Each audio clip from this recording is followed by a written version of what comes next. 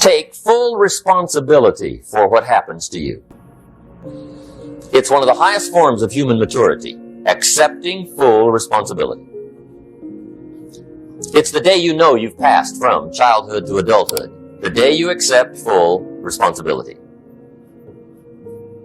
I used to have that long list of reasons why I wasn't doing well. To explain. You got to explain, right? Otherwise you're going to look bad. I used to have this funny list called Reasons for Not Looking Good. I used to blame the government. I mean, you can believe that or not. It was at the top of my list. I had a lecture second to none. The government. That was on my list. I used to blame taxes. Look what you got left after they take everything. And they expect you to do well. That was on my list. Prices, that one's easy, right? You walk into the supermarket with $20, come out with a little half bag.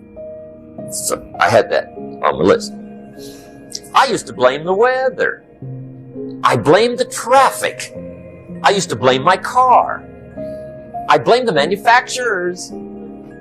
I used to blame the company. I blamed company policy. I used to blame the training program. I blame my negative relatives. They were always putting me down. I blame my cynical neighbors. They're just selfish, looking out for themselves. Won't loan you money? They were on my list. I used to blame the economy. I blamed the community. That's a pretty good list for not doing well, isn't it? I thought it was good. I'll never forget one day. Mr. Schoaf was very kind, but he was also very blunt. And this was no exception. And I'm glad he was blunt. There's a lot of things I'd have missed if he hadn't have been blunt. One day, with sort of a curious look on his face, he said, "Jim, just out of curiosity, tell me, how come you haven't done well up until now?" Excellent question. I thought, well, so I won't look too bad, I'll go through my list. And this list I just gave you, I put that on him. And he was very patient. He let me go through the whole thing, the government, the weather. I went through this whole thing. When I finished, he looked my list over very carefully. He said, "Mr. Rohn, big problem with your list. You ain't on it." When I went to work for him a few months later, I learned very quickly to tear up my list, reasons for not doing well, and I threw it away. And I got me a fresh piece of paper. And I put one word on it. Me.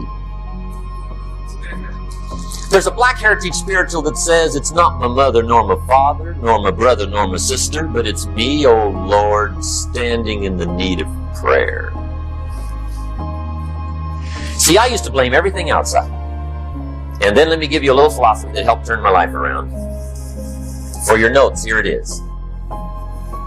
It's not what happens that determines the quality or the quantity of your life. It's not what happens. And the reason is because what happens to about everybody. No different. The sun went down on all of us last night. A common event, a happening. And I found out that the same things can happen to two different people. One gets rich and one stays poor. Why is that? It's because it's not what happens, but rather it's what you do that changes everything. So that's a key phrase. It's not what happens, it's what you do. What happens is about the same. You might put that in parentheses here. Same. What people do, that's what's different. Somebody says, "Yeah, but you don't understand the disappointments I've had." Come on. Everybody's had their share. Disappointments are not special gifts reserved for the poor. Everybody has them. The difference is what you do about it. It's not the weather. I used to blame the weather, and I discovered it rains on the rich. So see, that won't help. Two men wake up one morning, there's a rainstorm on. One of them looks out his window, sees the rainstorm, and he says, "Wow, what a storm. With weather like this, they can't expect you to go out and make sales." He stays home. Same morning, the other guy looks out his window, sees the same storm, says, "Wow, what a storm." But he says, you know what, with weather like this, what a great day to go out and make sales. Most everybody will probably be home.